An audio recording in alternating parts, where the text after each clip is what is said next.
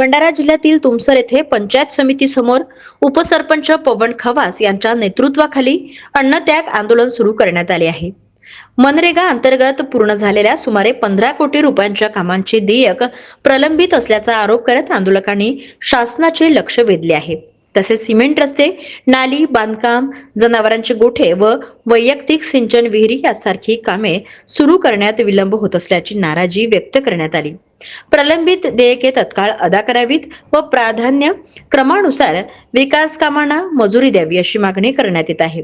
प्रशासनाने त्वरित सकारात्मक भूमिका घ्यावी, अन्यथा आंदोलन आणखी तीव्र करण्याचा इशाराही देण्यात आला आहे. गेल्या मागील वर्षापासून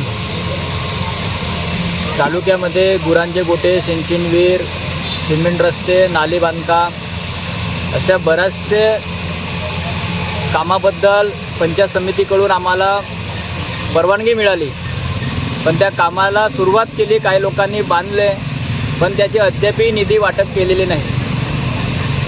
जोपर्यंत आमच्या मागण्या पूर्ण होणार नाही तोपर्यंत मी अन्नत्याग उपोषण सोडणार.